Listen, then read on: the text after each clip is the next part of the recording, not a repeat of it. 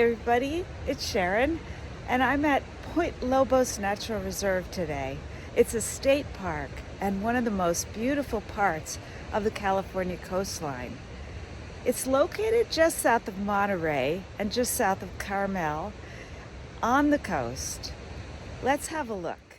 Artist Francis McComas described this spot as the greatest meeting of land and sea in the world.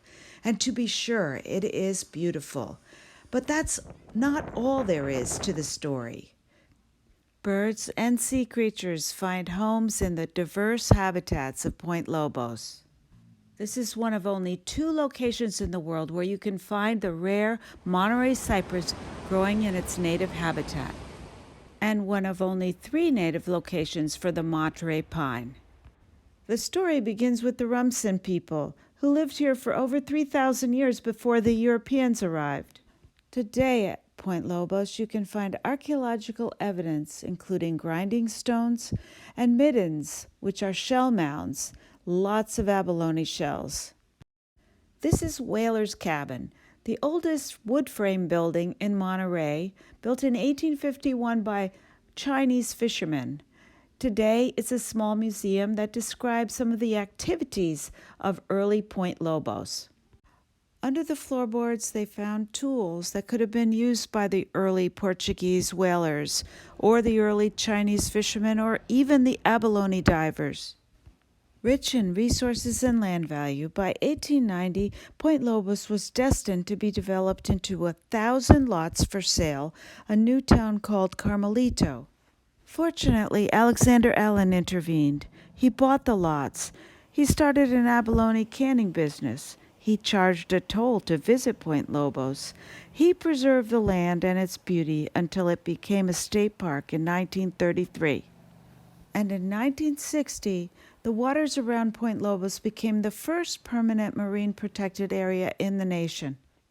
I think you can appreciate the scenery of Point Lobos better if you know about the rocks. There are 2 main rocks, granodiorite, which is a form of granite, and Carmel Formation, which is sedimentary rock laid down under the sea.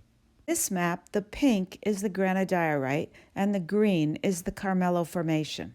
In Whalers Cove, we have an easy look at the granodiorite, which has been exposed because it was quarried back in the 1860s and 70s.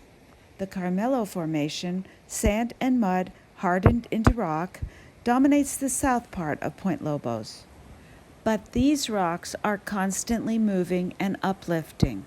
Geologists tell us that the granodiorite was first formed in Southern California 100 million years ago as part of the Sierra Nevada. It extended as much as 5 miles below the surface of the earth. The Carmel Formation was formed 60 million years ago on top of the granodiorite. It was formed by underwater landslides. About 40 million years ago, all the rocks started to move northwest at a rate of 2 centimeters a year and to be uplifted at a rate of about 5 to 6 inches every 1,000 years. This picture shows the granodiorite in pink, sandwiched between the green Carmel Formation and being moved up by the San Andreas Fault. As the rocks reached the surface of the earth, they began to erode, whether it was from the wind, the rain, or the sea, or even the ice ages. These unusual patterns in the Carmel Formation are called concretions. They show that erosion is continuing at different rates.